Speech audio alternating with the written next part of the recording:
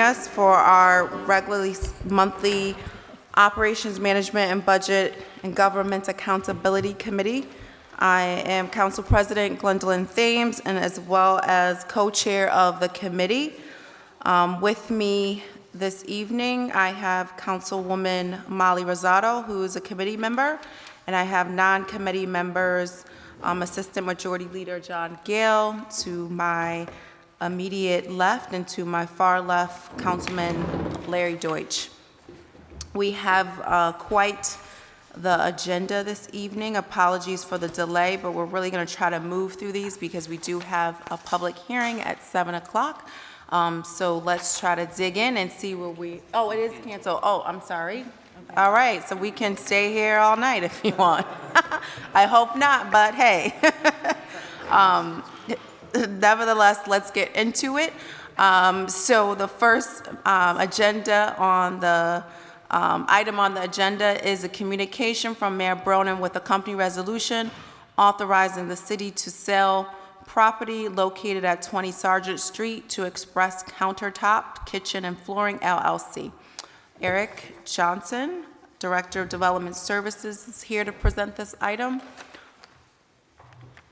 Please use the podium. This is always an awkward kind of setting, but want to make sure that we fully engage everyone here.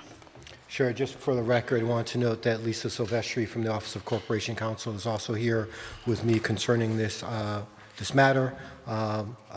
Simply said, we were approached by the owners of Express Kitchens who have asked the city and the city council to consider a tax deed sale for the purchase of the property.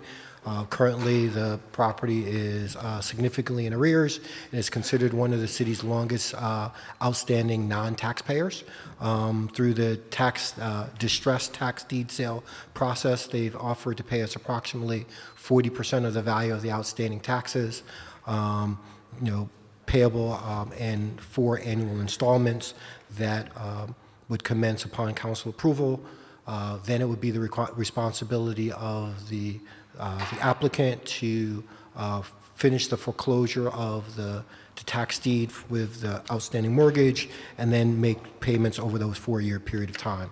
The city is supportive of this for the following reasons. One, it moves a delinquent asset to a positive asset, with the owner taking the responsibility to pay taxes for the full taxes for the remaining of the period. It also supports the growth of a company in Hartford. As many of you know, Express Kitchens has been growing in Hartford, particularly in the North End, for a number of years. They're currently working at capacity in terms of the space that they currently own, and as they expand their operations, as evidenced by the 6 new operations that they're starting this year and the next 6 that they're planning on next year, they just have a need for more inventory. The Vita Root building would be used to provide additional storage and warehousing and operation space for them. In terms of downside risk or protection that the council would have for this, in the event that they wanted to do something differently or sell the building, if it's sold within 4 years of the sale, which is concurrent when they're making payments, then they would have to pay the city back an additional 20% against what was currently outstanding in taxes. So the 40% deal goes to a 60% deal, provided that the purchase price exceeded the amount that they paid for. So we've tried to structure a transaction that gets a longstanding non-taxpayer on the taxpayer rolls, continues to put the building in operating use, and also creates an expansion opportunity for the current business Express Kitchens, but at the same time gives the city downside protection in the event that their Express Kitchens is not able to complete the foreclosure action, or they look to sell the property within a specific period of term, and then the city is entitled to receive additional compensation. Thank you. If you have any questions. Thank you for the overview. Is there any projected capital investment that they plan to make once assuming the acquisition goes through? I think just for normal course of operations, right now the building is still kind of a quasi-active brownfield. So, they still have to continue to maintain the the building has been rehabbed, but they still have to maintain all the environmental testing for the next 5 years while it finishes that. And then there'll be normalized capital improvements. But for the purposes of the expansion, which is really to facilitate warehouse space for a growing business, they're not required to make as much capital improvements as necessary. This is really expansion space for them, and the benefit for the city, again, is that it's going to get a full tax-paying owner going forward. So on that point, I may have missed it, but what would be the taxes that they would be paying once on the tax roll again? I don't see that listed in the I think full tax docs. are 127 a year, I think. I believe, and I think Lisa has it, the normalized tax for last year was about $127,000 a year.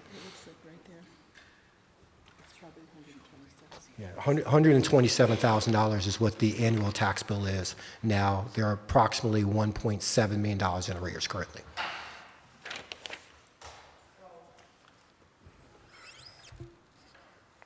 Okay, can you, I think you mentioned it, but can you just go over again what would be the city's protection and our clawbacks So, that we would have in So- the event that, sure. Okay. What I have here, and it's just got my own notes on it, but I can give it to you, is that in your second resolve clause that you have before you, Howard Rifkin sent me this morning saying that he suggests that, and I think he, not just to me, but saying that resolve clause should be replaced with one that says that the Corporation Council and Mayor shall require the terms of the transaction to prevent the sale for profit of the liens or sale of the property within 5 years from the date of assignment, and that the remedy for the city in either case of such sale would be that that Express Kitchens pays the city back the amount of $959,000, which is the difference between the face value of the tax liens today and what is being offered. It's the difference between 1.5 and some 600,000 that you have in your. So I'm just going to give this to you. so that's a replacement or amended language? Okay.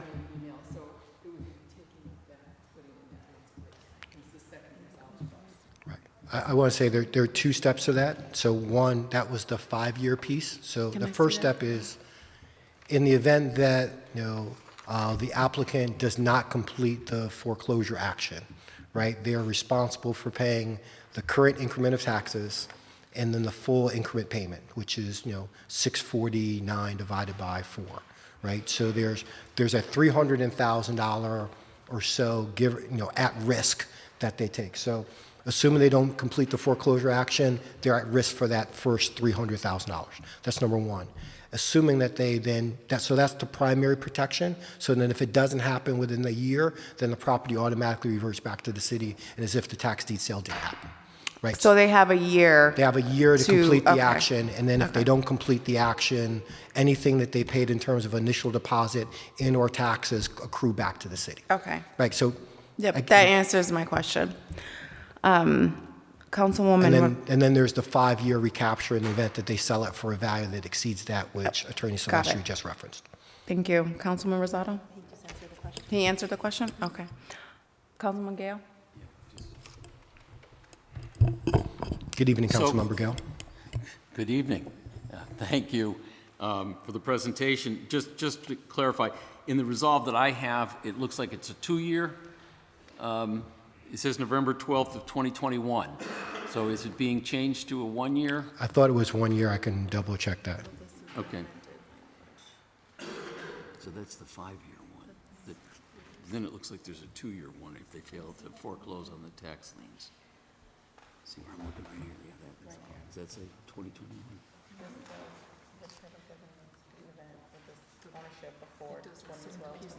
Yes, it's 2 years, right?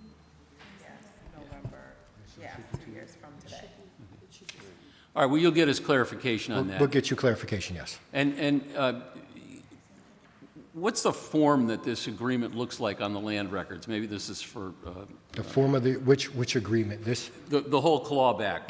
How does, I'm just wondering what this looks like. so based upon, I would say I would defer partially to the council, but based upon the fact that there's an agreement that gets paid out over a number of years, there'll be an agreement that will take place between the city of Hartford and the applicant that will be submitted.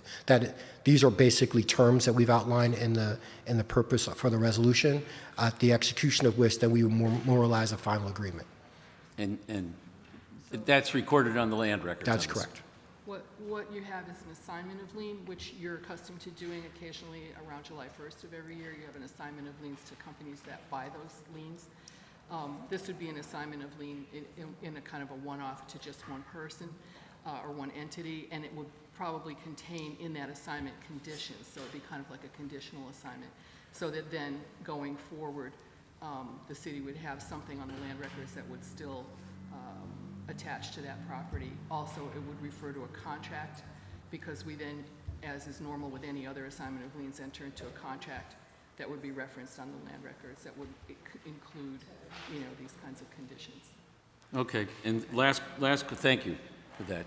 So that clarifies it for me. And the last question is, it says in here that they're responsible for the 2018 taxes. So the 2018 taxes, already one payment would have been due back in July, correct? Correct. And if I'm reading the chart right, and I think you mentioned it's about 128,000 is the ongoing taxes. Yes. So For the year. for the year. So in addition to paying the city this approximately $640,000, we would be getting a tax payment for last July, and we'll get an upcoming tax payment for this January. Well, any transfer of the property that comes about based on the assignee taking these liens and foreclosing them, that the property is still going to be subject to those taxes, because they're not part of the liens that are being transferred here or that would be foreclosed out by him. So, Because the liens that are being transferred here only through 2017. right, they're 10 through 17. Okay, thank you. And just for clarification, just the 649 payment is again broken out over a number of years. It's not one single payment of 649. Just want to make sure that that's clear for the record. It's So we don't spend it all at once. just clarifying expectations, council member. Thank you, thank you.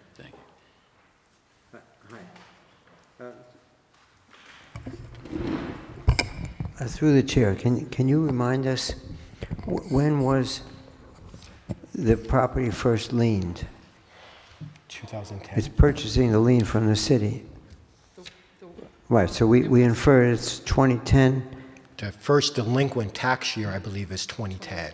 Right, So I think it's a better way to look at it. Thank It's been delinquent since 2010. So that this property has not paid its taxes since 2010. right. Now, my next question, would you say that this sets any kind of a precedent for sale of tax liens, either in general or for particular properties where we decided to sell the lien rather than assume ownership, assume the deed? I would say that to the extent that we can try and be creative and find ways that generate revenues for the city and reduce delinquent taxpayers, then maybe. But I think this is, again, for the reasons that I articulated earlier. One, I think this is a solution where you have a property that's somewhat occupied, that has not been paying taxes, that will be able to get current taxes paid, that will be able to support an existing business use, and then in terms of going in and doing a tax foreclosure, I think in this case we actually might get more value or more revenue through this mechanism through if we then foreclosed on it and just put it out for tax sale. But again, is it the case then that the city loses control if development is slow or non-existent, other than by owning it if it's sells a tax lien? I would say that in the current situation where the taxes haven't been paid for going on close to 10 years, the city's not had marketable control of what's going on. And in here, we're getting it to give an opportunity, and the owner has risk in taking this, that We're going to get a responsible business owner that's shown that they want to make investments in Hartford and employ Hartford residents. And at the same time, they also have the burden over a certain period of time to finish the foreclosure action. If it doesn't happen, then what we've gotten is a hard deposit that goes back to city coffers, and we still have the opportunity to put it out for tax foreclosure later on. So I think I see this as only a win-win proposition for the city, and if it becomes a mechanism that we could use to address longstanding vacant properties going forward, then I think it's just it's reusing a piece of our toolkit that we have not done so in a while. Okay, well, just to indicate my concern, as long as I've been here, which is forever it seems, there are buildings, for instance, on Broad Street, 900 and 901 Broad Street, which you may know of, which we did this very thing so many years ago, and a brick has not been moved. Not a single brick or even the scaffolding in all these intervening years, where I think we made such an arrangement with an LLC. ZACO, I think it's called. Can you say what guarantees we won't have a repeat of that? Well, I do not have the same tenure as you do, council member. However, I will say that in this case, we're not talking about a blighted property. We're actually talking about an operating property that in this case just doesn't pay its taxes. So I would say from the example, I'm not sure that this is an equivalent answer. What we're trying to do is increase the tendency of a building that has not been paying taxes and to make it a more revenue positive situation as opposed to an acquisition, trying to support an acquisition of something that's blighted to convert it to something that's more positive, right? Vita Root is a building, 20 Sargent Street is a building that currently people operate and live in and work in right now.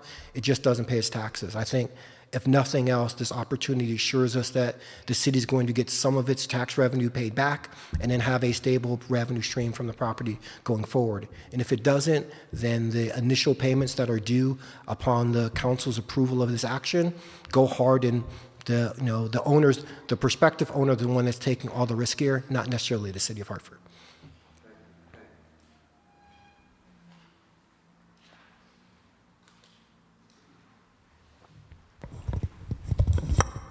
Hi. Good afternoon. Good evening. Good evening. So for clarification purposes, this property is being sold, the tax lien is being sold at a 40% value. That is correct. Okay. And usually the city of Hartford sells their tax liens at what percentage? 100? That is not accurate. So typically, so the city has not sold tax liens in a long time. They've tried to sell them sometimes at 100%, and then sometimes they've not been redeemed. On average, we negotiated the 40% because that's the threshold that was established with the city finance department, not arbitrarily by the Department of Development Services. Okay. So in your opinion, that would be the right I think that is a fair number as determined with the finance department and the tax collector. Okay. Okay. Thank you. Anything else? Okay. So I'd like to make a recommendation back to, I would like to make a no recommendation back to council pending the resolve clause that Lisa presented to us. Second. All in favor? Aye. Aye. Nays, abstentions, the ayes have it. The motion carries to the next council meeting with no recommendation and pending an amendment per Lisa's introduction this evening.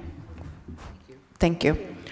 Okay, moving on. Item number 2, communication from Mayor Bronin with the company resolution to approve an agreement between the City of Hartford and a subsidiary of the Housing Authority to correspond with the new agreement between the Hartford Housing Authority and the U.S. Department of Housing and Urban Development, HUD.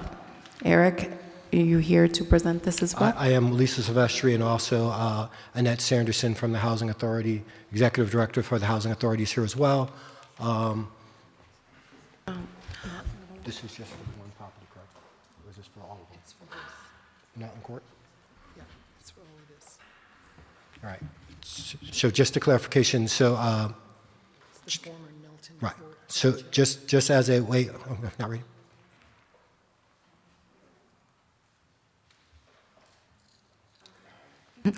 We're having a technical issue right now. Lisa, can you come, please? Sure. Thanks.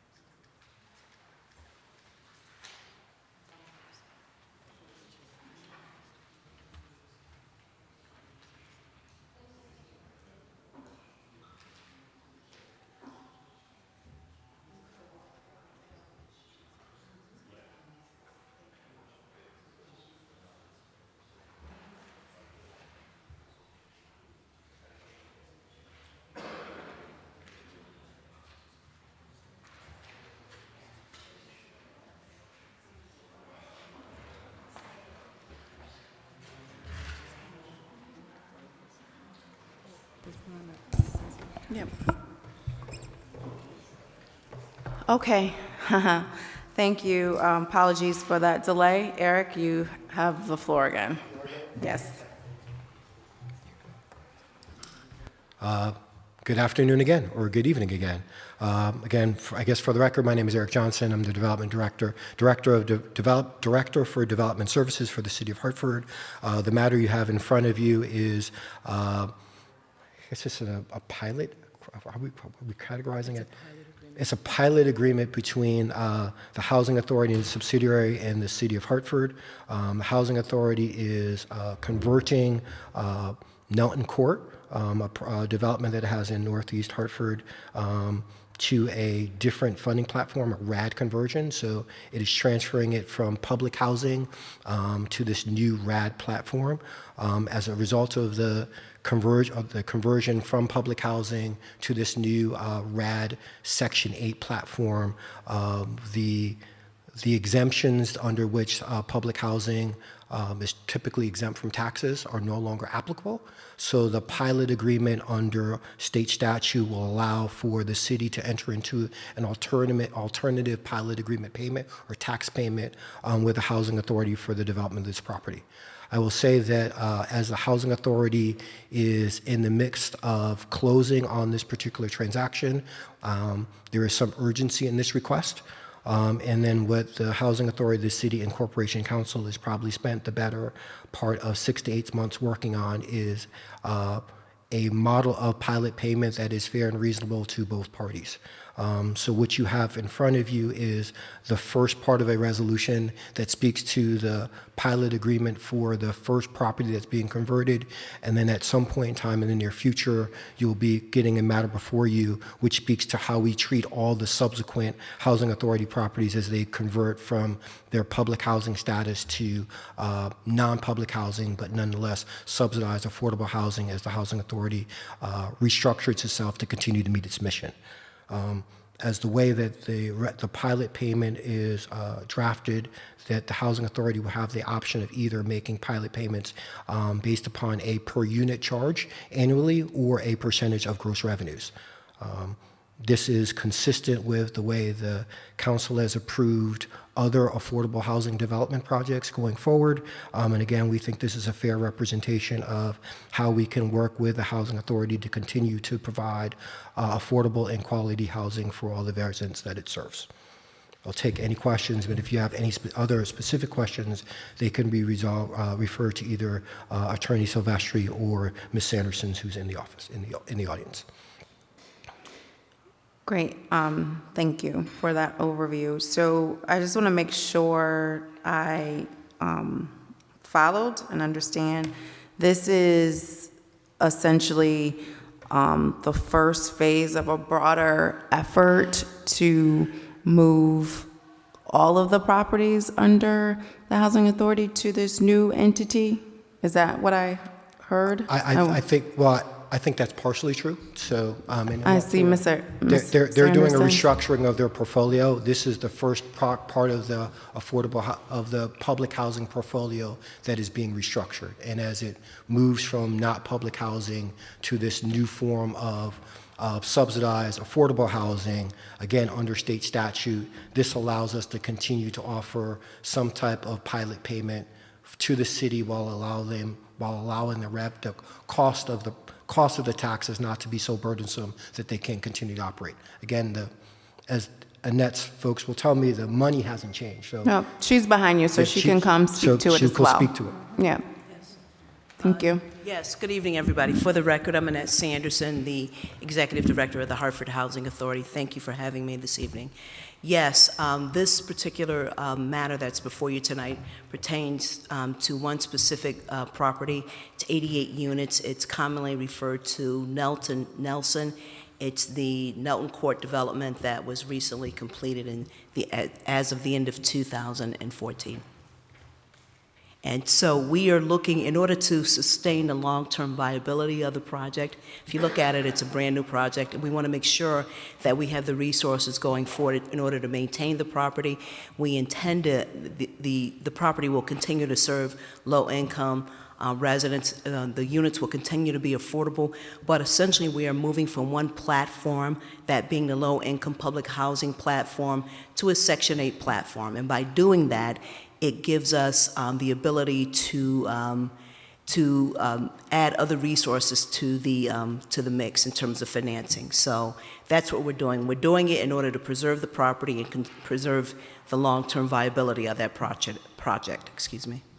So to the question, do you foresee other properties going into this new platform? Is that the goal? There will be other properties, but not all of them. Not all of them, Not okay. all of them, no. Okay. There will be other properties as well. Because again, it's our goal to be able to sustain our properties long term. So we started this process about a year ago where we took an individual look at at our entire portfolio, all the properties in our portfolio, and this is the first one out the gate. Gotcha. Councilman Gill?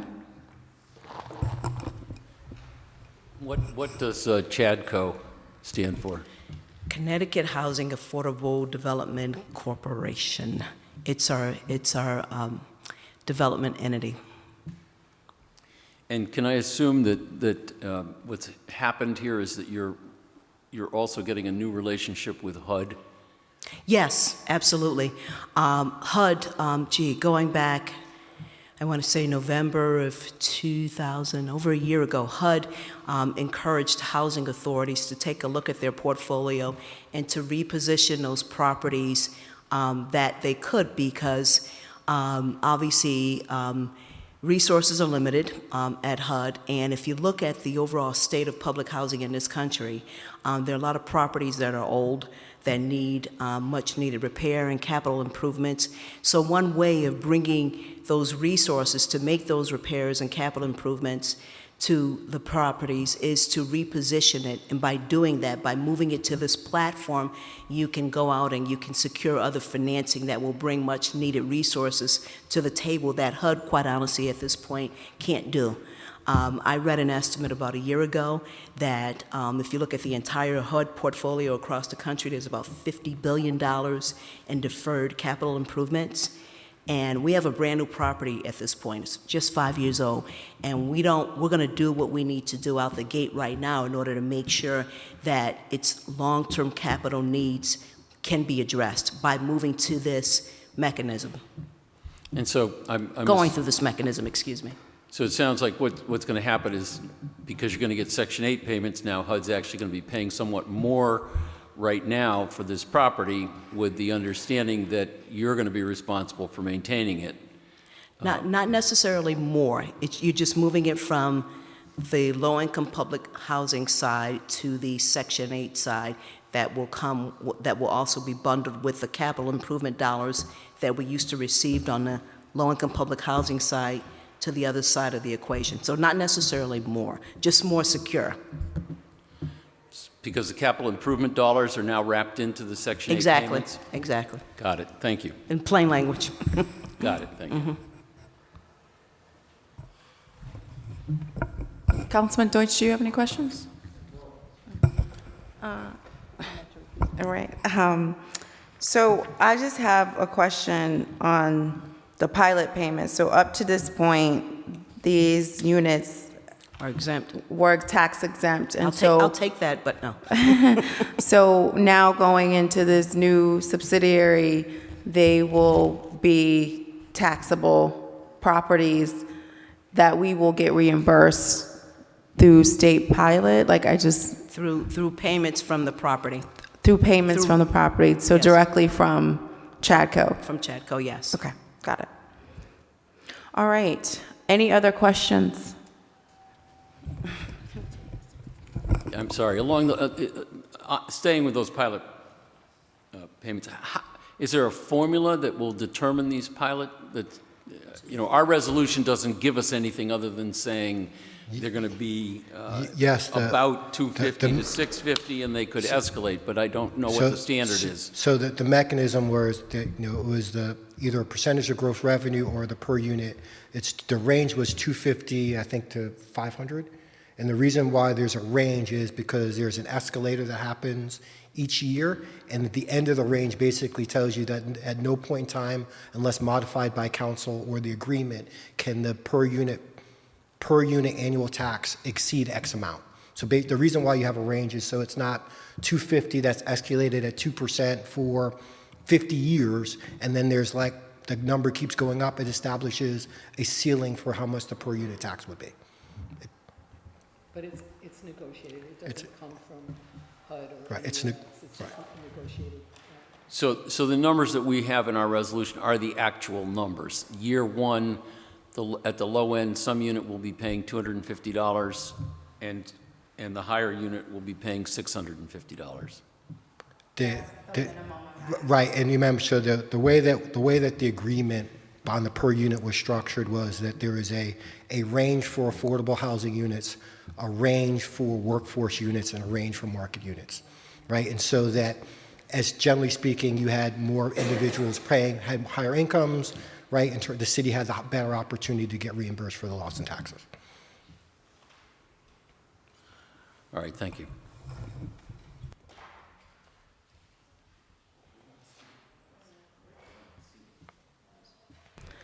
Okay, any other questions? Okay, hearing none, we will move to the next agenda item, because unfortunately, due to a committee member having to recuse themselves, full disclosure, an employee of the Hartford Housing Authority, we are not able to take a vote on this item, but barring any concerns, we will discharge it, given the sense of urgency and the vote that needs to take place. So with that, moving on to item number 3, communication from Councilman Larry Deutsch, Minority Leader Wildelise Bermudez, Councilman Moses Laurent, and Councilwoman Arjo Wench with the company resolution authorizing and directs the transfer of $200,000 of fiscal year 2019 surplus funds currently in the general fund to the Department of Health and Human Services and the Department of Public Works and Fire as necessary for these purposes, maintaining or subcontracting from the administration's proposed $1.5 million for capital improvement projects with transfers respectfully requested before November 18, 2019. Dr. Deutsch, would you like to provide background context overview of your item?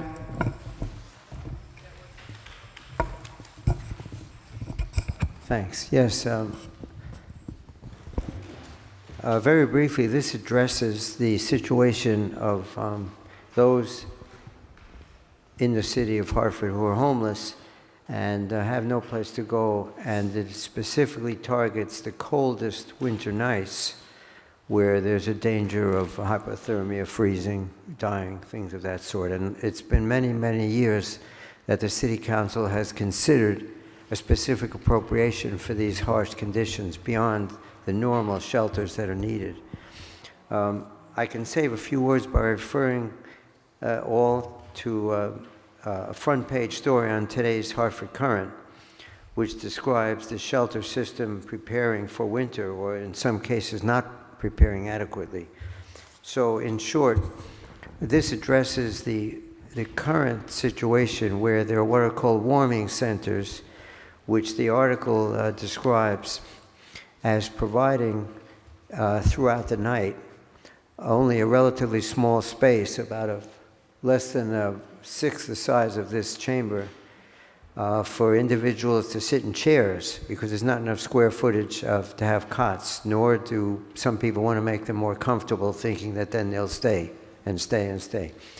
So in summary, what this resolution does is recommend or urge or authorize the transfer of a modest sum of $200,000 for staffing of these centers at night with adequate personnel who have had experience in such situations, and where the floor space is adequate for cots and blankets for these people, especially at night. The $200,000 figure was a rough estimate given to me by the Chief of Staff, that's Theo Montanez, some time ago, a couple months ago, as helping to provide the staffing for these spaces. Now, the actual spaces, many people have recommended either school buildings that have no pupils in them at the time. For instance, Simpson Waverly, the school on Vine Street, which used to be called Milner School, also is not utilized by students. And they all, of course, have gymnasiums, they have kitchens, they have running water, and they're in decent condition environmentally. And it hasn't been very long that, they have not been occupied. So most things, we're told, are in working order. Now, it happens that the empty school on Vine Street is under the control of the Board of Education currently, whereas Simpson Waverly School was transferred to the city. So the makers of this resolution and many citizens here feel that it's reasonable to utilize one of those spaces or some other space that can be determined by the administration. That means the mayor, the chief of staff, the health department, or development services. Simply to have a space for a humane, safe, and warm place to go in the frigid weather that we all know exists. For Willie Ware, some people chose not to go there because it was so cramped and uncomfortable, noisy with the lights on, that they'd rather be outside. So it's a dreadful shame, to add an editorial comment. So this recommends that the Court of Common Council, and I hope this committee can make a recommendation to the mayor to provide that appropriation. We do know that there are surplus funds available in the general fund. The question is the priority and how those surplus funds are directed. Enough said to this committee. I think if we make the recommendation of a modest sum, the people will be somewhat more comfortable or surviving. And it's not a permanent solution. Of course, the best one is providing decent transitional or supportive housing, so no one in the city is homeless. I think we all believe that. So this is a temporary measure, and sure enough, winter is upon us, and none of us would like to have to sit up in a chair all night with no place else to go and then be expelled at 7 in the morning. We have some photographs to conclude. Better than 1,000 words, I would say, of individuals with all their worldly possessions on the sidewalk after spending the night at Arroyo Recreational Center, which was a significant improvement over the Willie Ware Center. It had more physical space. It had a room to separate women, children, and men. It had running water and a kitchen. So I would like to urge that this committee send to full council with a favorable recommendation that allocation, not speaking that it will continue year to year to year. We hope we have a better solution, but at this moment, that we can make that appropriation and take it up with support from the full city council. Thank you. Well, do you have any questions? I'll defer to you. Councilman Deutsch, I see here that in this resolution, the fifth whereas, it has costs for the above temporary and emergency health and safety staffing measures has been estimated by the administration members as $200,000.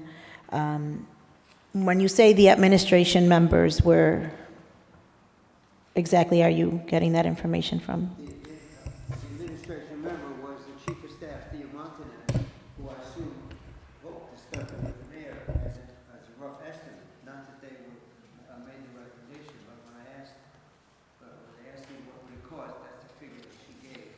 And we had all discussed, and there's still discussion right now of what space to use. The preferable one for all of us would be the state armory, which is central.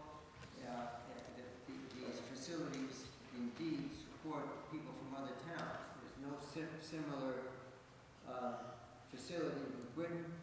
In Middletown, we have people who sign in the town of Hartford. And one person even came from Maine, knowing that it's cold up there, we might have some facilities. But the whole region is a problem. And Hartford, like any city, is a recipient of those in need. So yes, that's the administration, and I hope the city council will be supportive of that expenditure. Well, I have several questions, but I definitely appreciate the spirit behind the resolution and understand the severity of it. However, we have not had any engaged conversation with the administration around exactly what the verified surplus is with respect to 2019, because we're actually in fiscal year 2020 now. And I don't see anybody here. I see Jeff. I do see Jeff. I was looking for Jeff.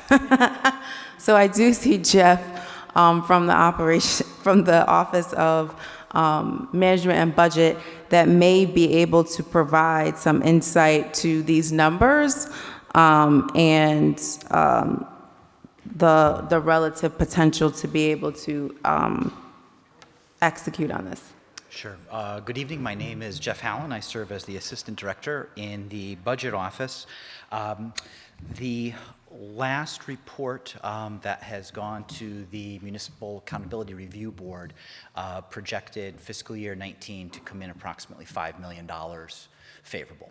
The year has not closed, but we expect that favorability that has been relayed to the MARB and that would be falling to the general fund. And that's in the report that went to them about a week or two ago. Gotcha. Thank you. You're welcome. So again, with that information and more concrete understanding of what our fiscal position is, I'm fine moving this forward to the full council. Again, there's other members that are on this committee that are missing and not able to engage in this conversation, but I understand the importance of it and the urgency of it, so I'm fine advancing it to the next council meeting for further debate and discussion and time to get any additional information and engage in a conversation with the administration around the possibility of this, because I do want to set expectations that while we can put forth a recommendation to the administration, we do not have authority to direct the mayor with respect to specific line items in the budget. So, you want to, I'll put a motion to move the item to the next council meeting. Second. Okay, a motion has been made and seconded. All in favor, aye. Nays, abstentions, the motion carries to the next council meeting. Thank you.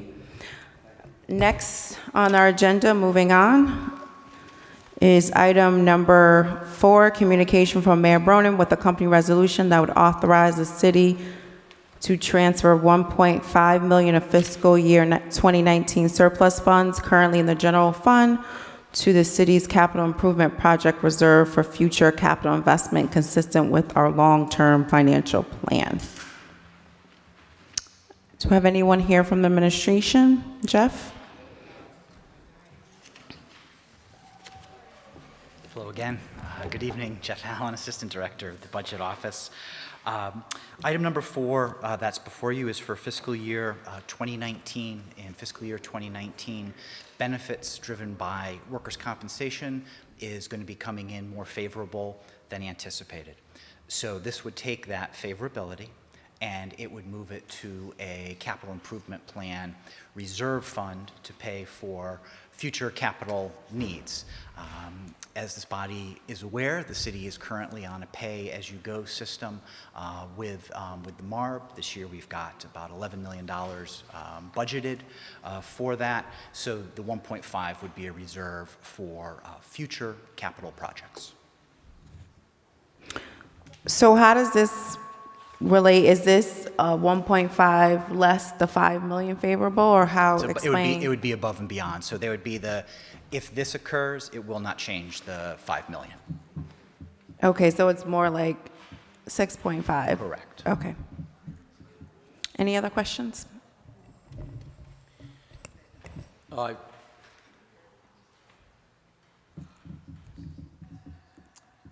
With respect to the MARB, I'm just wondering what your understanding is, what our understanding ought to be about our ability to use money in this fashion. I take it that this is an acceptable transfer of money, something that the MARB would find acceptable.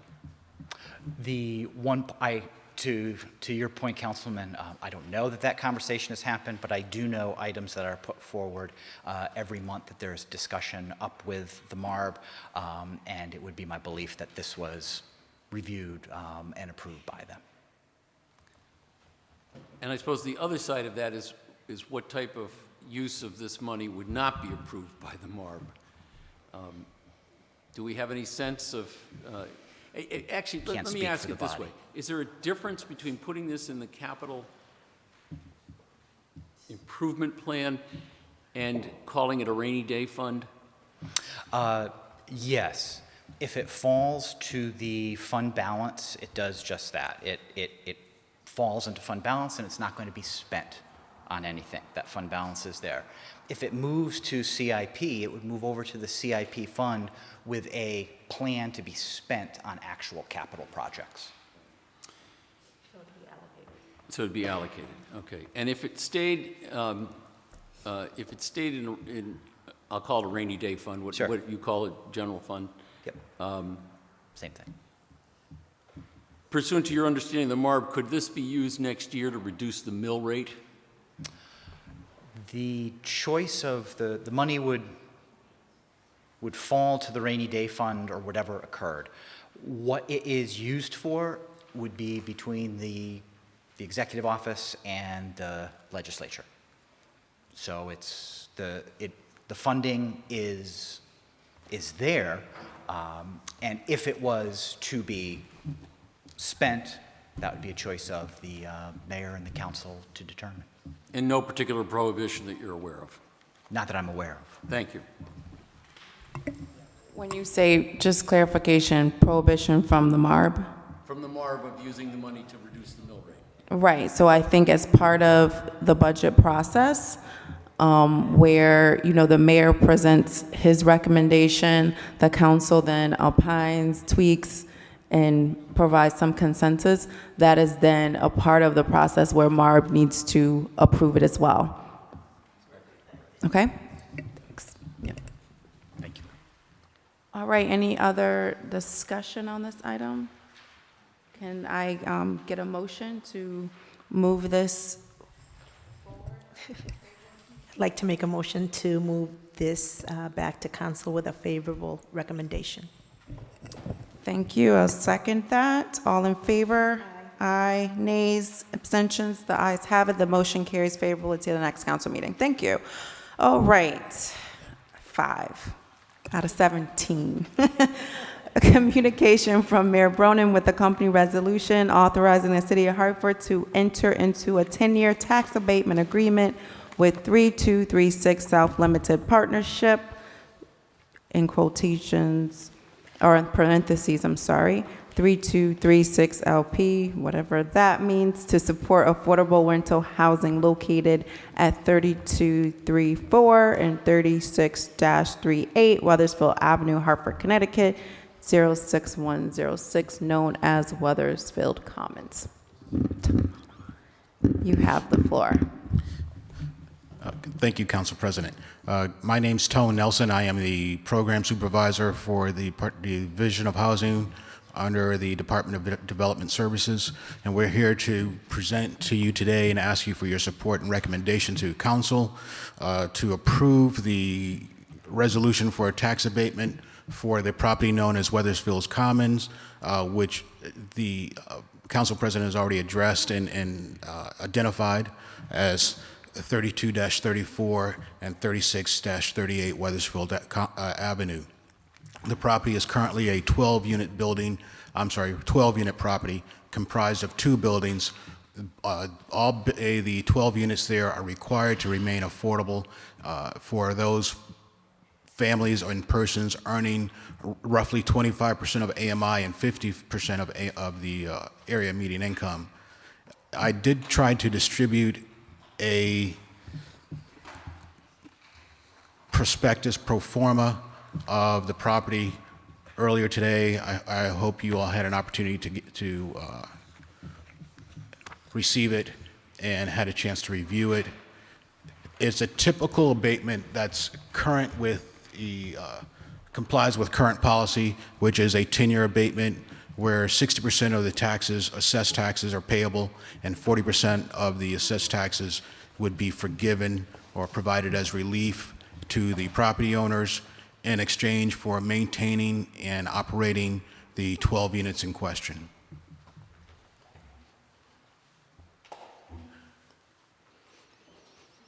And I believe you have 2 exhibits there. Exhibit A, which should show the property's performance without the abatement.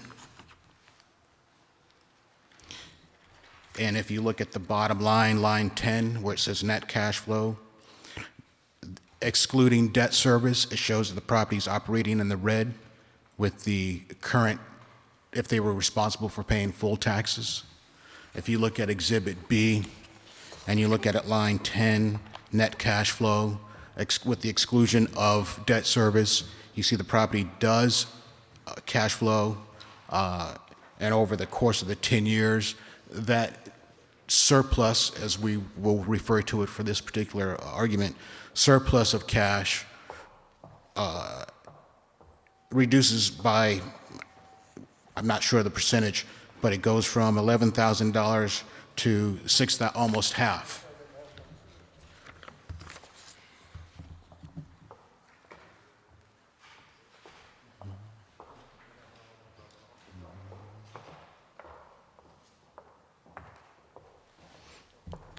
And the memo that I provided, I tried not to repeat what was in the resolution.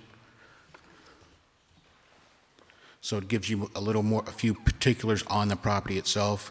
If you have any questions about the property and the way the property is operated in the operation agreement between the owners and the property, the management company, and I have members from community renewal team here who can address any questions that you may have. Thank you. So this has had a previous tax abatement. This property has not enjoyed a previous tax abatement. What it had was during the compliance period of the tax credits, low-income housing tax credits, the investors would fill any gap in operating cost. To what point, I'm not privy to the operating agreement, so if you have any additional questions regarding that or more in depth, I'd like to bring to the podium a member of CRT who may be able to answer your questions more thoroughly and in depth. So this is a new application? This is a new application. Okay. So those tax credits that they were benefiting from, those have sunsetted? That's correct. They've expired. The compliance period has terminated. When was that? It was 2018, and the investor is exiting the property. The investor, as I said, usually covers any shortfall in operating budget in exchange for the tax credit, the credit due to the low-income housing tax credit and any other operating depreciation or expenses that exceed income. Do we have, or were you presented, or the tax abatement committee presented with past performance for like the previous, 5, 10 years or what have you? What we looked at was the performance of the property for the prior 2 years, 17 and 18, to get an understanding of what the reoccurring expenses are and an understanding of how those expenses were trending, as well as the income of the property is trending. Can you provide that information to the council as a follow-up? Sure. Thank you. So, I'm sorry, Council President, would you want to see the 2 financial statements, audit reports that I have for 2017 and 2018? Yes. Okay. Do you have, a copy? Great, thank you. Okay, that's for the record. I'm not going to read that now. Don't worry. So are there any outstanding housing code, health? What has that performance been, and was there an analysis done as part of this consideration? Yes. As part of our due diligence, when we review and approve or recommend for approval or denial of an abatement, we review the records of the tax collector for outstanding taxes. We review the records for the Department of License and Inspections for any current or outstanding violations associated with the building, housing, and/or health. At this time, at the time of our review and due diligence, the property was in compliance. As a matter of fact, as of the last 6 months or so, we've encouraged the owner to apply for CAOs, which are certificate of apartment occupancies, which you all are familiar with, and they've gotten 4 in the last several months, of which I have copies here for you if you'd like to see them. So if from your memory, you're saying they were in compliance, did they have any complaints on the record? I'm just curious. I don't recall, and I don't think so, or else they would have stood out in my head. And I can look at oh, wait, I have it here.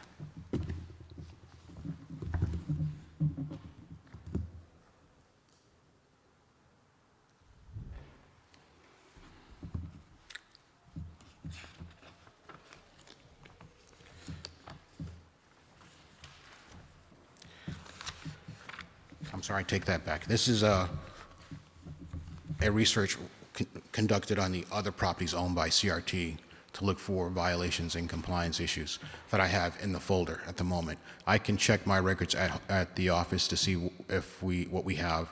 I do know if there were no open complaints at the moment. So whether or not they had violations over the tenure of their ownership, I can't say yes or no. But I'm sure, like most property managers or most properties, at some point in some time there was something. Right, I guess in the last 12, 15 months. No. Okay. What is the projected capital investment that is going to be made in the property? Because that's a part of the plan, correct? That is correct. What is that dollar value? $72,200, I believe it is. So it's basically $6,000 per unit. In the first year? First 3 years. In the first 3 Over the next years. 3 years, yes. and they will have to comply with the HAP, the Hartford Affirmative Hiring Practices, during the bid and construction phase of those improvements.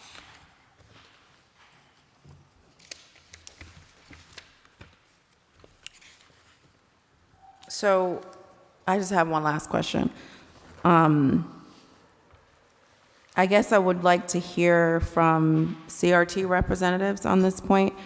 You know, clearly we see scenario A and scenario B, A being without the abatement and B being with the abatement, but I just want to hear from the organization with respect to if, you know, the council didn't approve the abatement for these units, what would happen?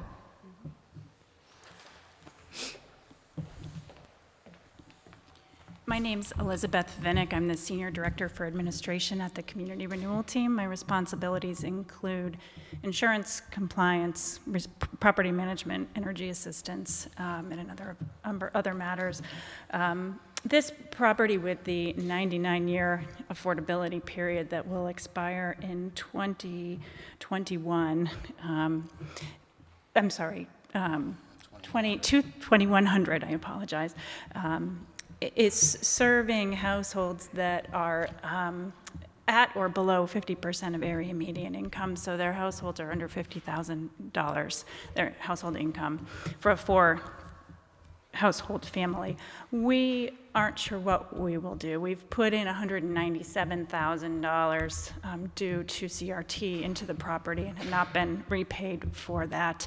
Our investor has exited. The tax credit equity went into the construction of the property. So the property was last renovated in 2001.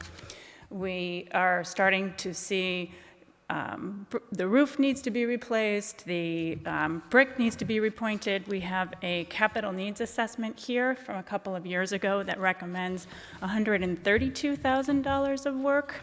We currently have about $20,000 in reserve that we have not spent, so we would direct that towards the work that needs to be done. But we really believe that this property can continue to serve the demographic that it was intended to serve, large households in Hartford who are working, who don't have subsidy for the future, and they're struggling. But one of our residents moved out and bought a house. One of our residents is there getting a better job. We really believe that if this property continues to be in operation and fully functioning, with the assistance of this tax abatement, that we'll be able to continue. But we're not sure whether it can sustain the cash flows that it's currently operating at. Other questions from members?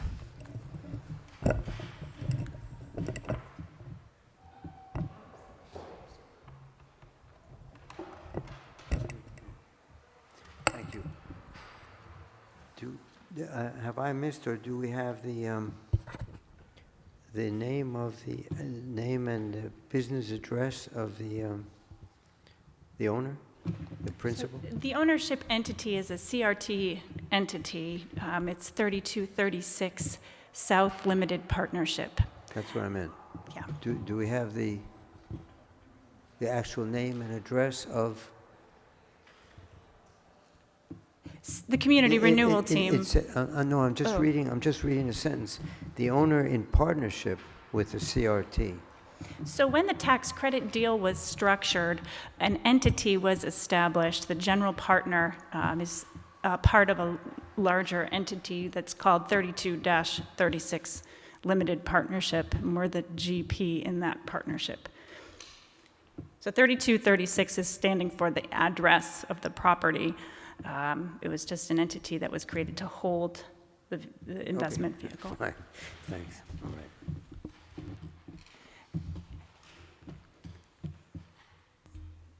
This is 12-unit property? Correct. And what are the size of the units? We have 2 2-bedrooms, 2 4-bedrooms, and 8 3-bedrooms. So they're set up, at the time the market was, really had no housing for large families. So we restructured a property with many smaller units into this property to really house large families. And what do you find now, 2019, what is the demand now for those larger units?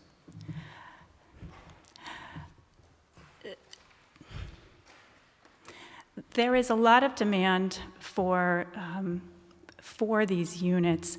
The hard part is that so many of Hartford's households can't afford even the 50% of area median income rent. We do have some households that really like the housing product, and so they're slightly over the 50% of area median income rent, which is, for a 3-bedroom, it's $10.92 plus utilities. So it's about $13.11 a month, including utilities. So a lot of the households who are applying either are too far from, because we have only 3 at 25% of area median income, they're either too far to be able to afford the rent, or they're just slightly above the rent that we are allowed to charge.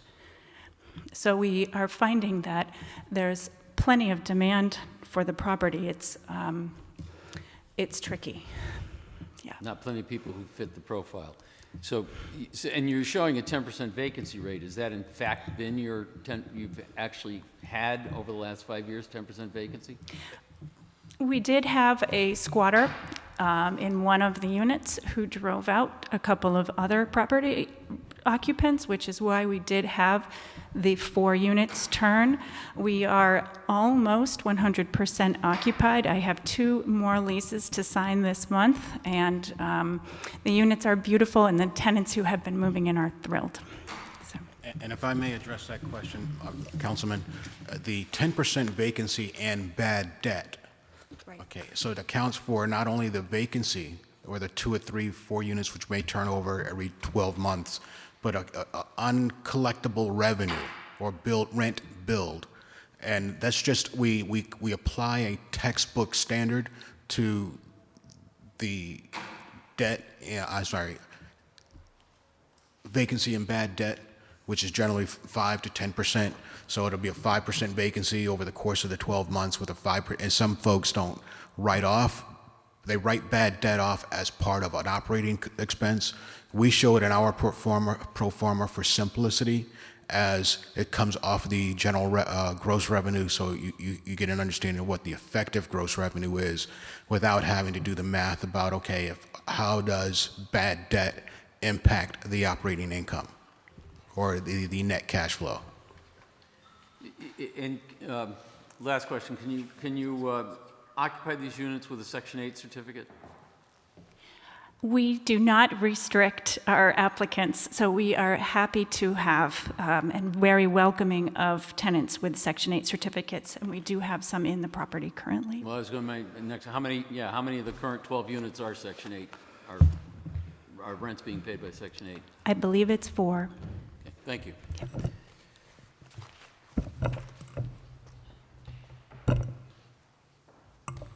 Just a quick question. So when these units are vacant, Section 8, where do you promote these units throughout the city?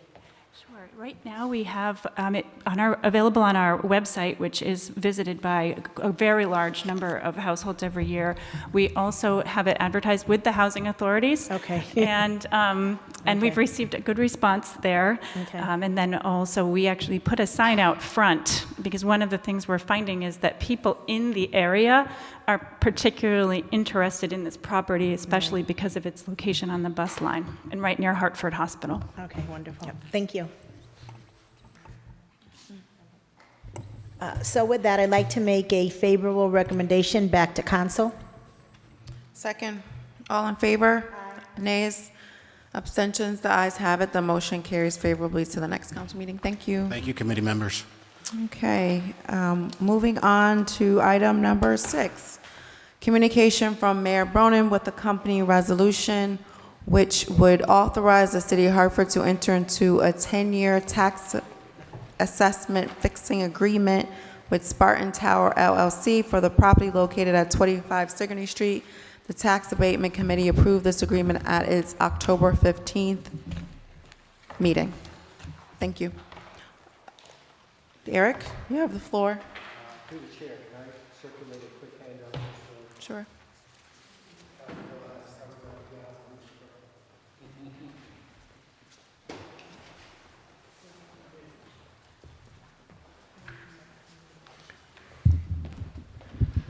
Good evening again. My name is Eric Johnson. I'm Director of Development Services for the City of Hartford, and I just want to briefly talk to you about the 25 Sigourney Street project. And then I have Bill Coons and his team from Spartan Development, LLC, who is working to acquire the asset.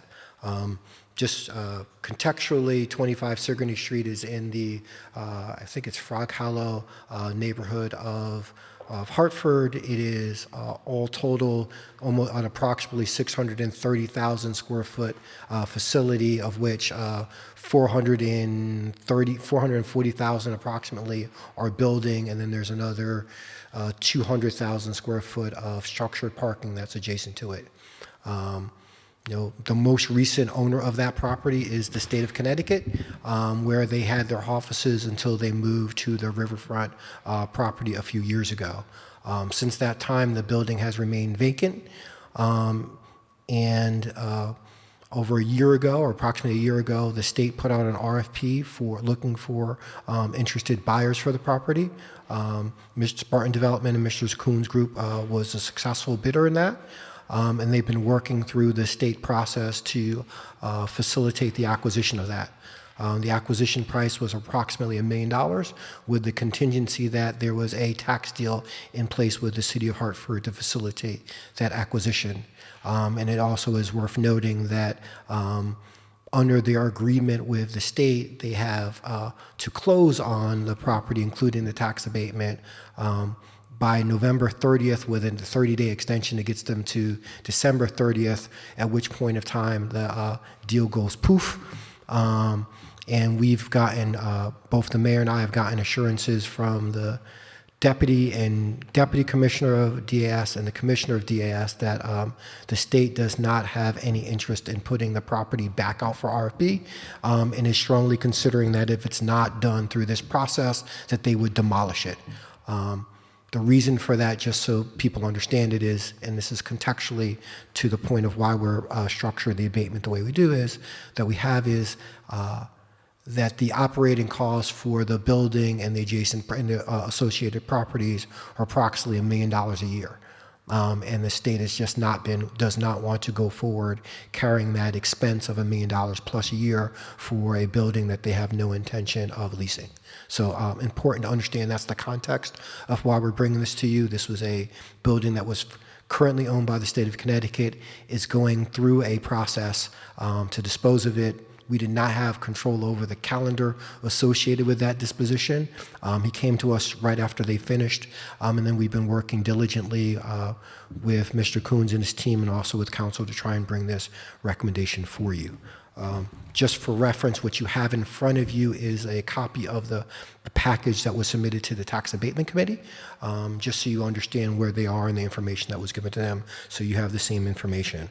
What we are proposing in this particular request is a 10-year abatement for taxes on the property, and that abatement staggers roughly every 3 years, starting at $175,000 for the first 4 years, going to $200,000 for the next 3 years, and then topping off at $225,000 basically from years 7 to 10, at which time the expectation is that the property will then pay full taxes. The reason why we're making this request is really kind of based upon this logic. One, believe it or not, the $175,000 payment that we are proposing to get from Spartan LLC for this property is greater than the pilot payment or the proportional pilot payment that we currently receive from the state for the property. We currently get about $160,000 a year, between $160,000 to $164,000 a year from the state as part of the pilot. When the state pays the pilot, out of the last 5 years, there are 3 years where actually got zero for the building. So the 164 represents the proportional part of the pilot payment that we get. This is one where we're saying that we're getting more than what the state pilot is. Secondly, I think it's important to note that the building is currently vacant. So when they're taking on this opportunity, they're going from kind of a zero stop, like there is no revenue that's generated in the building currently. So any tax payment that they're making is one that's going against kind of a negative set of revenues, and also given the $1 million in operating expenses that we know are coming with the property.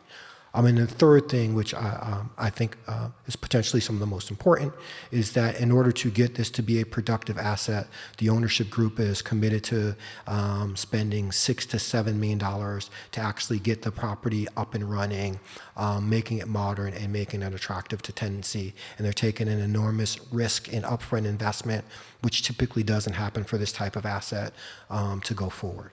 So with those reasons, we presented it to the Tax Abatement Committee, and it was approved.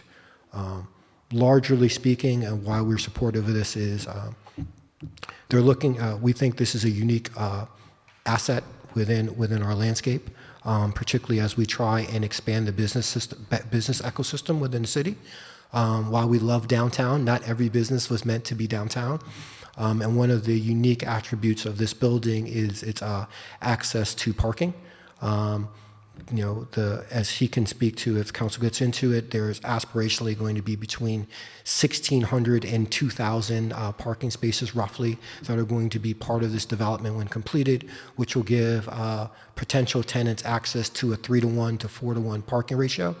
As we look to bring businesses into the city of Hartford, particularly ones that compete, that are businesses that currently reside in some of our adjacent suburbs, parking is important. Because they're looking for that as a resource for either based upon their fleets, based upon the way they want to manage their employees, or just based upon access, and that's not something that we can always entertain in our downtown setting. So we think that based upon the price, based upon the owners willing to make an investment, and then based upon the parking that's there, and the fact that it's off the highway and CVS Aetna is a neighbor, we think that given the right management and the right structure, this is an interesting and great opportunity for the city of Hartford to expand its commercial base. In the package, you see, just generally speaking, a write-up. I think just for transparency's sake, the building is currently assessed around $20 million by our assessors. So it has about a $20 million value today. If you were going to take what that $20 million value is today in terms of what real taxes are, that would mean that the tax number that a normalized business could expect would be about $1.4 million. That's just based on one value based upon the current mill rate. It's about $1.4 million. So I am under no illusions that the tax abatement that is proposed is significant based upon what the current taxes would be. But then I also go back to point to the fact that this is a building today that has 0 tenancies and has $1 million in operating budget. The current plan from the owner groups has it running to get to about 70% occupied in about a 7 to 8 year span. So basically, as we make more money as they make more money, and when they think that by year 10 getting into normal operations, we think that by that point in time the building will be able to throw off enough revenue to pay the taxes based upon the current valuation. So that is my brief presentation. The representatives from the Spartan Group here are here as well, and we are both able to take questions about the project and also about the tax abatement proposal. And I will just add, this is probably part one of a 2-part discussion that we want to have with council about this particular asset. The first piece, which is the tax abatement agreement, which is important to making sure that they can memorialize their deal with the state. The second piece is about how we turn this asset into more of a campus, which goes into kind of a relationship that at some point we want to think about with the building and Pope Park. Okay, are you done now? I am done. Okay, thank you. Thank you, as always. Okay. Thank you all for being here. Good to see you again. Thank you for your engagement with the council and extending an opportunity for us to come out and see the site. I know me and many of my colleagues were able to take advantage of that. And so I think all in all, we're excited about this opportunity and the goal of bringing a property back to productive use and not seeing a property of that stature demolished, if you will. And so with that, I have a couple of questions. I think Eric hit on some note of it, but I just wanted to, kind of hear from the owners with respect to, or the potential developers, with respect to after the 10-year kind of abatement, you see kind of a sustainability, and it's not going to be a situation where, you come back to the city and are asking for another 10 years or what have you, because I think that's always a tension point with a lot of these developments is, the ongoing nature of the subsidy, if you will. So just want to kind of hear your thoughts with respect to the pro forma and the long-term sustainability of the project as you see it. Yeah, of course. My name is William Coons. I am the proposed buyer of the building. And to answer your question, the main purpose for the tax abatement really is just to get the property stable, get some signs of life. When you go into a property like this, just because the amount of work that needs to be done, you're not going to be ready for occupancy at best until almost this time next year, the summer of next year, depending on which way the parking garage falls, whether it falls or doesn't fall. Bad metaphor. We've seen it, so we know Yes, what you're talking about. Yes. So really, it's just a matter of the costs to keep the building in good form that it is now. The day that the tax abatement, if given to 25 Sigourney, it's the same cost structure when you run an empty building with the tax abatement than if you're running the building at 70% full, because it's $1.4 million to run the building empty, and it's $1.4 million when you're at 60%, according to our pro forma, to be at a break even. So the goal is, once you get over that mark of 60%, then the city's happy and we as investors and owners are happy. Thank you. You're welcome. So what are the proposed community benefits? Because this is, again, another tension point when we have developers come into our city and, develop properties. And so, you're going into communities that are very much, underserved.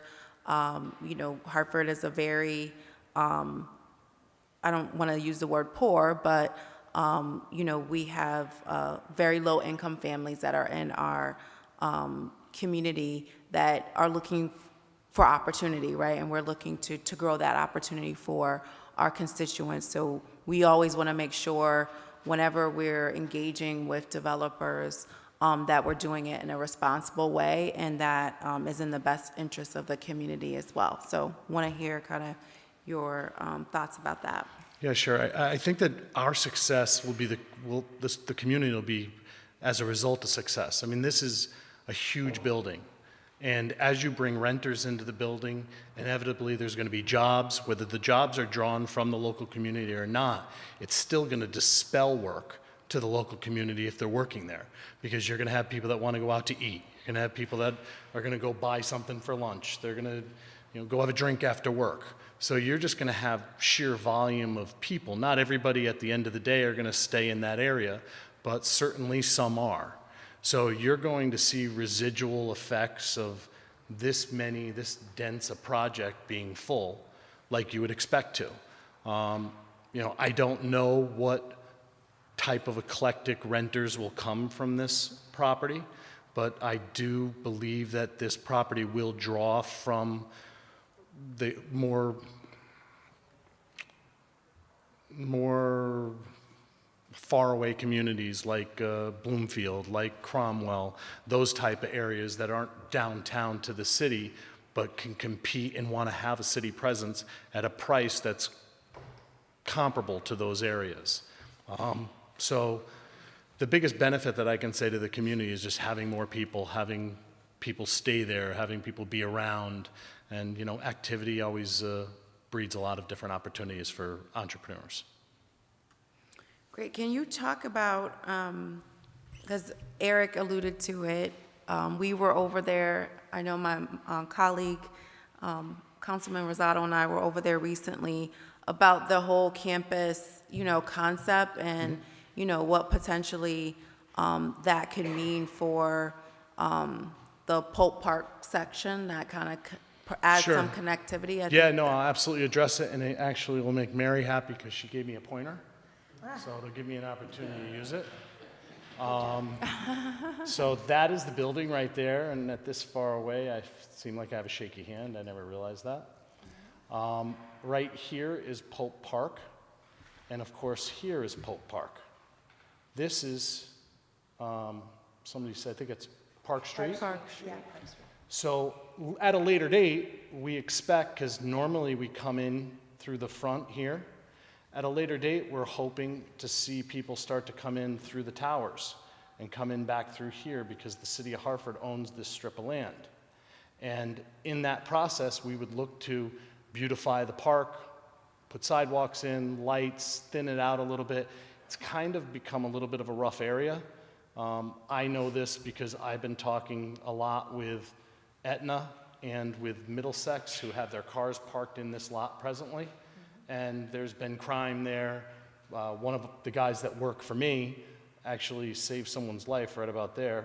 He OD'd, he called 911, an ambulance came over, revived him. But it is, and the reason is it's dark, it's dense. I walked through, and there's a lot of litter, there's a lot of stuff in there. Some people were living in there, obviously.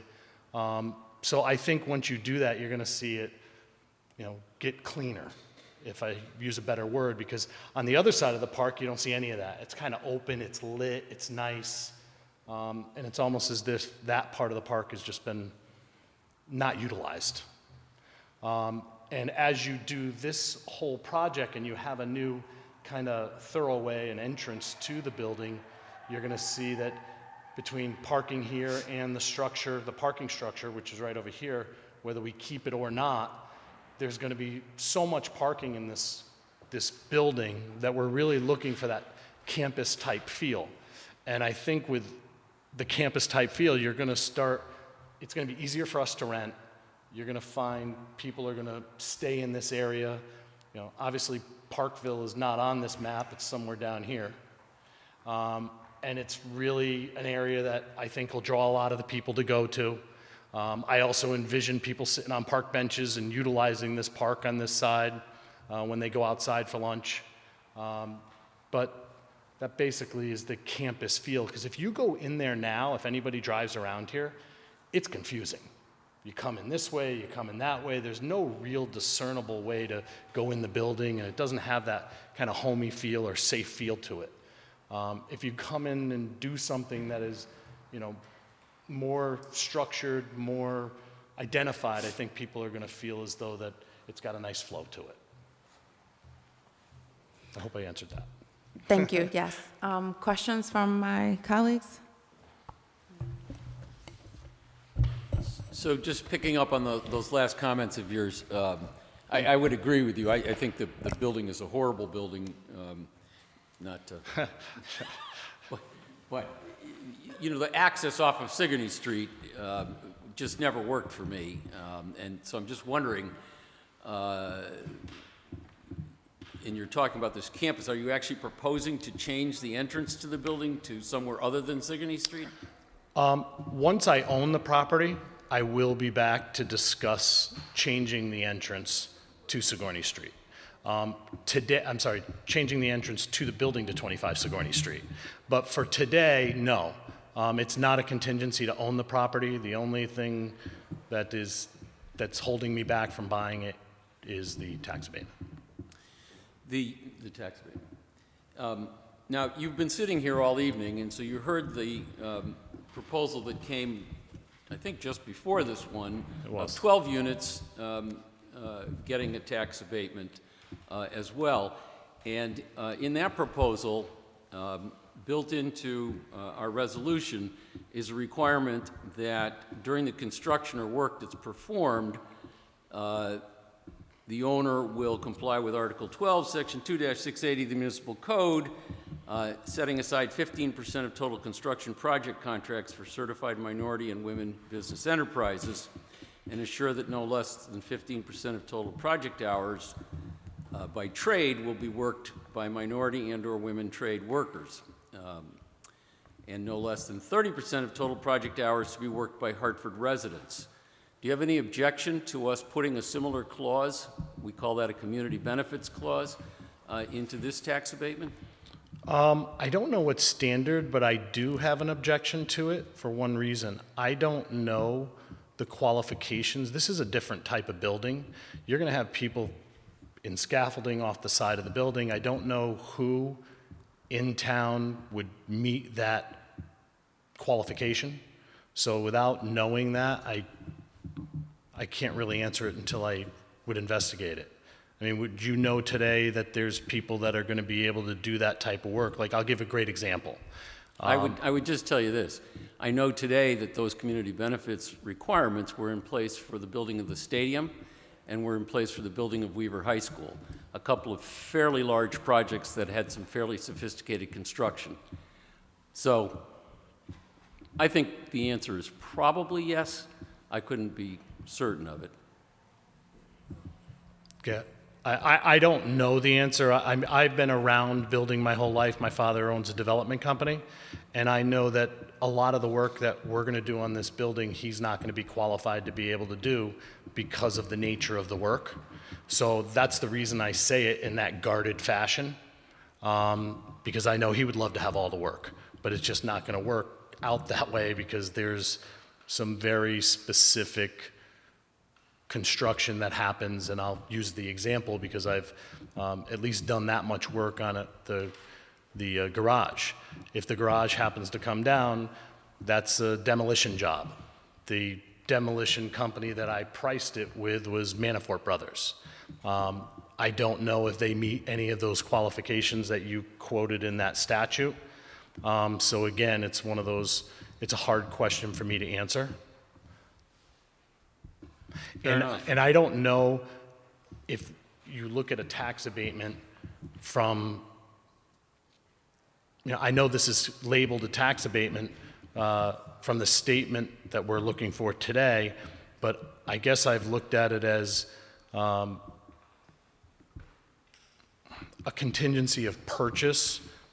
So I don't know, well, I'll say this, if it's required to get the tax abatement, of course I would try to do it, but I really have a hard time answering if there's the people to do it.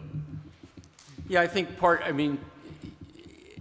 I think you'll hear this. I mean, part of, and I think Council President alluded to it, I mean, we look at this to some degree as the city is a partner with you in this. And if the city's a partner with you in this, then the city's looking for potentially some benefits, our residents are expecting nothing less from us, I would say, as elected officials. But and I'd like to actually put my hat in the ring on that, seeing the sole decision to do something like this is mine. I'm going to be coming back to the city for other requests, such as trying to make this a campus feel. It would certainly be in my best interests and the interest of the project that I get educated over the next 3 to 6 months as I'm doing the work to comply with something of that nature. Whether it was required or not, because it's going to be asked of me again, learning this for the first time, that, hey, Bill, we gave you this. What did you do during that time now that you're looking for, this campus feel? So I will be cognizant of it. I just asked for the speed of trying to get this approved because I'm under a pretty tight deadline, which I've asked for extensions from the state, that I'm under a time frame where I've got to get a yes or no if I'm going to be able to move forward on this project. Second question for you. I believe you mentioned at some point in your presentation that if this building were 60% occupied, that would produce a revenue stream that would pay full taxes. No. No. Okay. Correct me then. Yeah, sure. It would break even, but it would also be $225,000 less than $1.4 million, because in our pro forma, about 60-something% shows basically a break even on net cash flows. And that includes, because we don't do that number until about year 8 in our pro forma, that shows us that when we get, if we were to get to, let's call it 65%, because that's kind of how I've always related to it, and I know you said 60. But at about 65%, I can afford, on a net cash flow basis, to pay that full freight. The full 1.4? Yeah. Okay. And then if I could, for our Development Services Director, I'd just like to ask one question. Just for the record, I've worked a lot with Mr. Coons. We will be able to negotiate a community benefits agreements that make sense. Glad to hear. So we had this experience in Hartford where a 10-year tax abatement was given to a gentleman by the name of David Chase, who at that time owned the Parkview Hilton.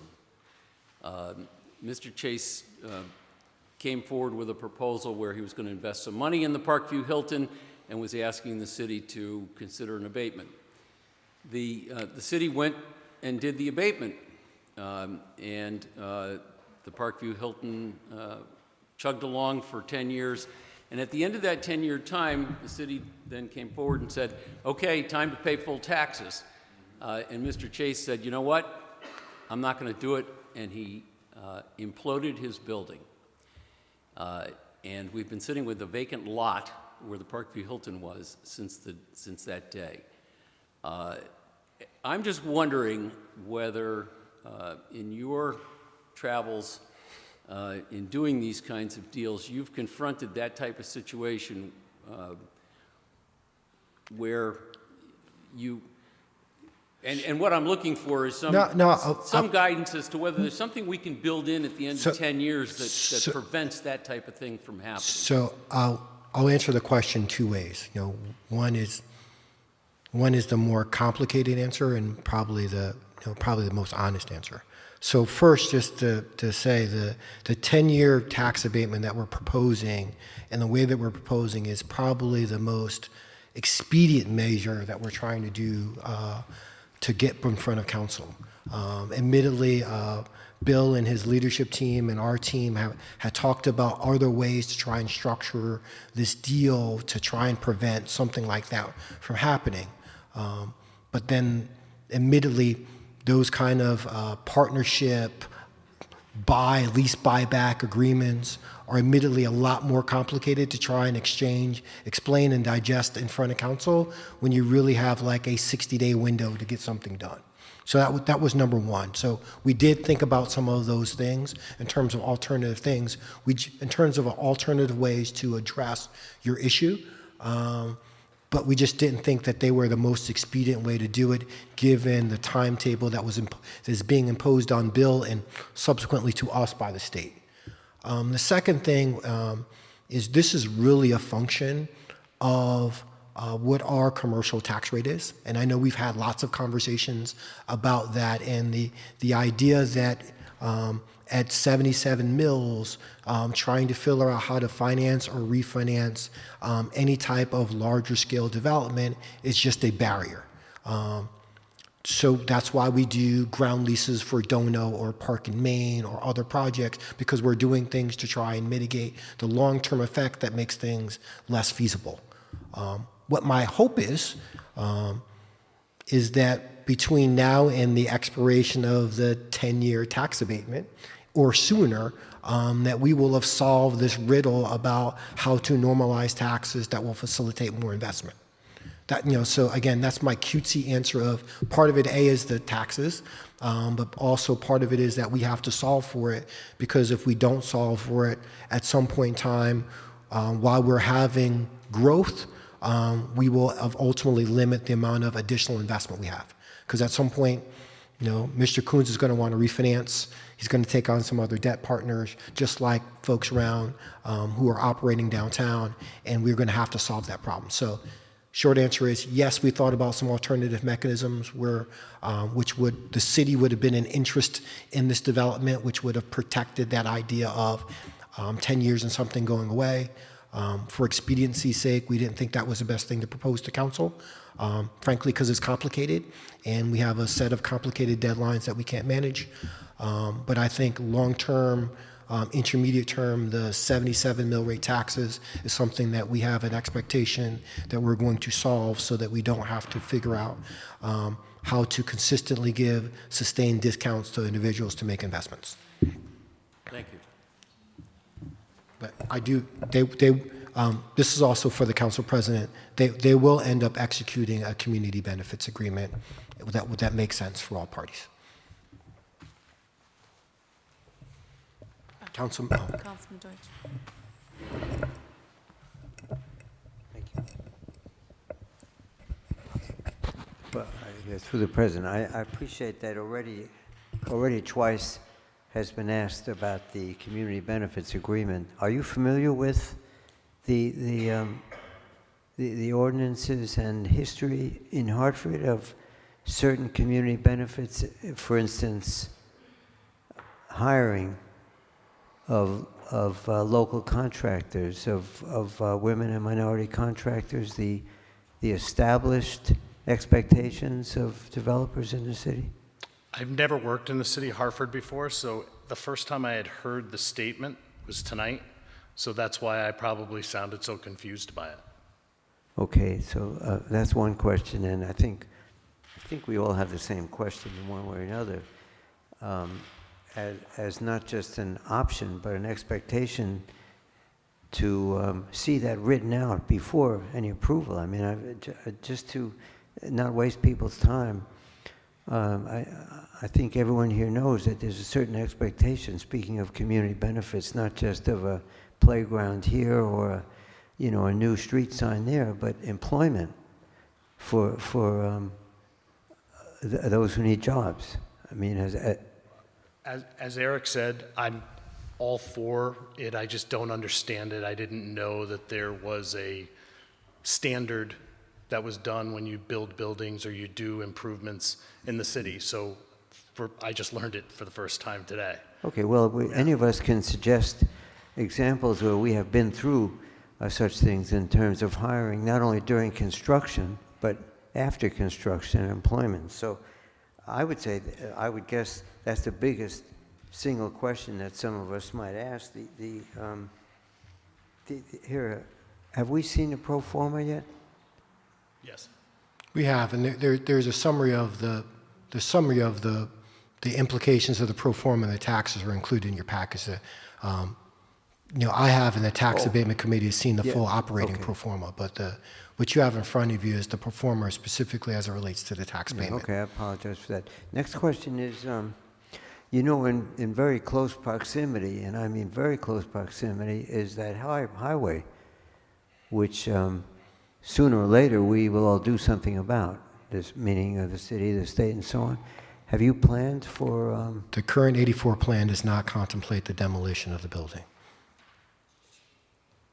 No, I know that, but on the other hand, when you show us the plans for the building, how will it relate to the future of that highway, whether it's up, down, or in between? I don't think that anyone, even Mr. Coons, as articulate as he is, can speak for what that plan is today, based upon the fact that DOT can't fully articulate the timing and design of the 84 plan as it relates. So we know that it'll have an impact, but I don't think that we can completely speak to that right now.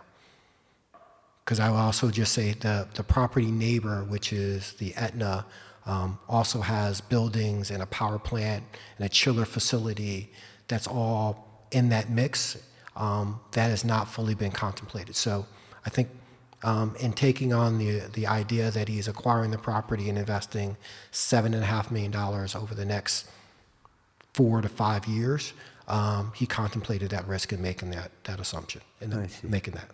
Okay, well, and just to conclude, if I can go back to the first point.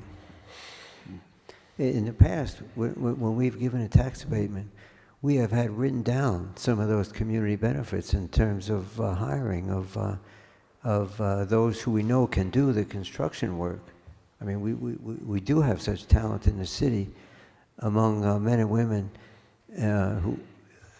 I don't know how to say it, but I think, to be quite honest, there's a very slim chance that City Council would pass it without a few more specifics, without a little more homework. So council member, on that, I'm not going to put that burden on Mr. Coons. That's my responsibility. We've talked about expectations in general terms, and because of the larger piece that I know is associated with it, with around making improvements to Pope Park and new sidewalks and trying to do things, I think that there's always been an implied community benefit. It just was not defined in the purpose, in the context of this agreement. But we will do that, and not that I have the ability to do it, but based upon the time frame that we're working in, I would ask that the committee continue to move this forward, and that we will get you what the community benefit parameters would be by the end of the week. Yeah. But here, just finally, in the past, a city council has been through not just an implied, but a specific quota, if you will, or goals or targets with some sort of payment or penalty if those targets and goals are not met in the construction and hiring process. Are we prepared to do that? I think the ordinance is complicated. Of course. I think the ordinance is complicated. As I've had conversations with the city council presidents and other folks, and as we've done with other projects, specifically whether that is the Dono project or the Park and Main project, I think that we can come to an agreement with Mr. Coons on an agreement that is comparable to the ones that have previously been approved by council. And as I said, this is phase one of a two-phase plan, and when we get to the campus aspect, in addition to the, I'll say, short-term things about construction and modifications of this, I think there'll be a longer community benefit conversation just with the improvements and maintenance of the park area that has been discussed. So again, I take full responsibility for not having that clarified to council now, but I fully believe, based upon the commitment of the Spartan Group and Mr. Coons, this is something that we would get back to you, and we would have back to you before the end of the week so that it be considered. Because the unfortunate thing is the state timetable is real, and if we can't figure this out, then I think not only Mr. Coons, but also the city loses an opportunity. Okay, well, my final comment really is that can we hurry up that process in black and white on paper, and even having a special meeting if need be, of council, of this committee or something, just so that people can read exactly what those community benefits are. Can we do that? And again, I have no status here on this committee, but I'm suggesting it as a short postponement. That's something up for the president to determine. Unfortunately, I can tell you when I can get it to you. I can't tell you when you can talk about it.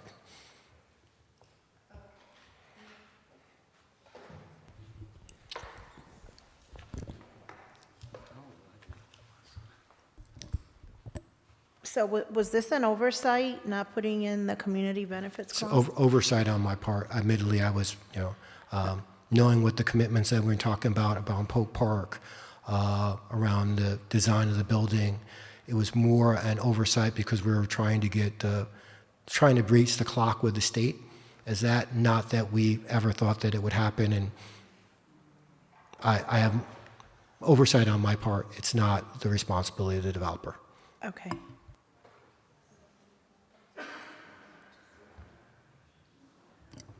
So with that said, I am going to move this item back to council with no recommendation, pending further discussion with the administration on the community benefits clause. Okay, thank you. Second that. All in favor? Aye. Nays? Abstentions? The motion carries. Again, we look forward to engaging with the administration with respect to the community benefits being incorporated in this tax abatement, because again, this is a consistent standard that we've applied across the board. As Councilman Gill mentioned earlier, the previous agenda item, that was a tax abatement. It was very clearly articulated in the resolution, the section of our ordinance that it applies to, so I look forward to engaging in that conversation. Yes, ma'am. Thank you, Spartan, for being here. Appreciate your engagement through this process.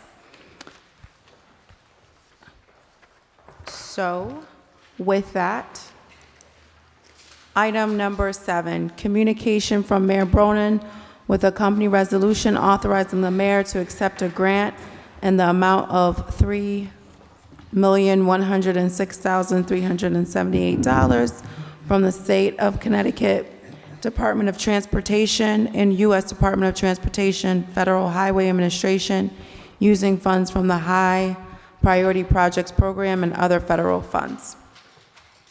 Good evening. Thank you. I'm losing my voice. I'm your city engineer, Frank Della Ripa. I'm here to seek your approval for the funding for the construction of a Coltsville project, which incorporates a streetscape from Mesquite Street all the way to Charter Oak.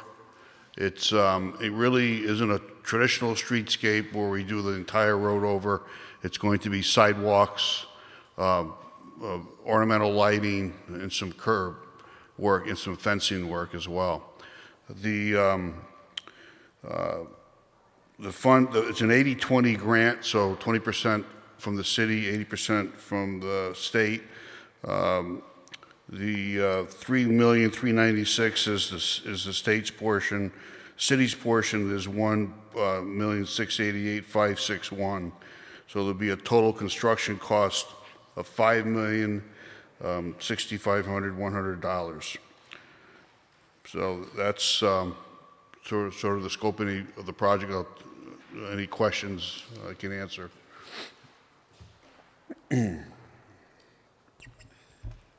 Any questions from my colleagues? Sure. Councilman Gann. So just so I've got my head on right. Van Dyke, this is the street that runs right in front of the Colt building, in between the highway and the Colt building? Correct. Okay.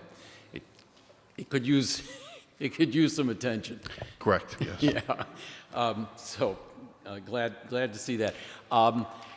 Now, this council passed a complete streets ordinance. And my understanding of that complete streets ordinance is that, when a project like this takes place, it's supposed to incorporate all of those different aspects of complete streets.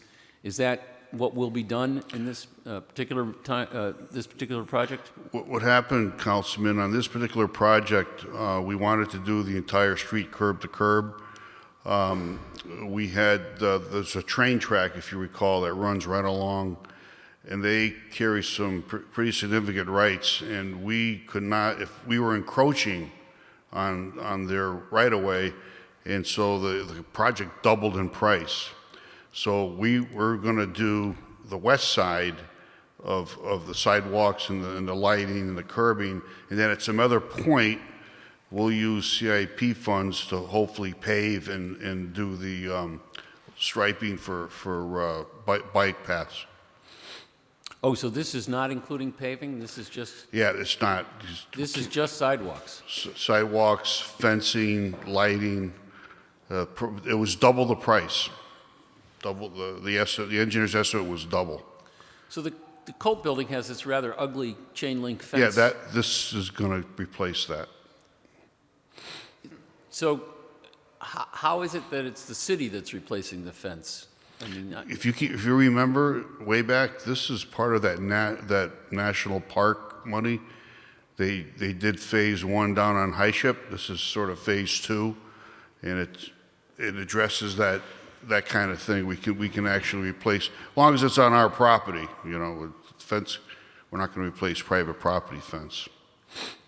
So well, okay, so I guess that was the question. So the Colt building is private property, but the fence, the current chain link fence, is actually on city property. Well, we're making adjustments where the ornamental fence will be on city property. Will be on city property. Yes. All right, so this is all part of creating a national park and making it look real nice, Yes, sir.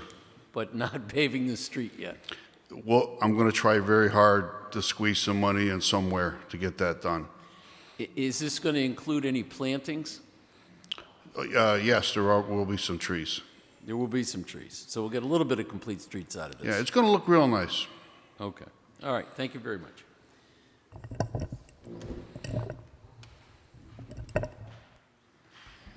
So the city's contribution is the 1.668 Yes. about? Yes. And are those funds coming from CIP? Are those identified? I know that finance has indicated to me that those funds are available for our portion of this project. Okay, So I would say yes, they are CIP. okay. Thank you.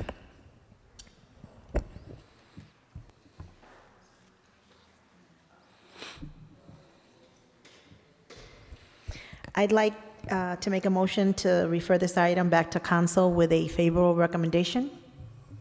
Seconded. All in favor? Aye. Nays, abstentions? The motion carries favorably to the next council meeting. Thank you for Thank being you. here.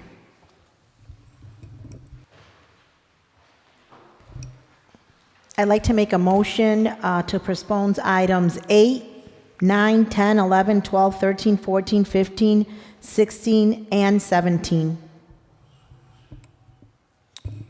Okay, I will second that.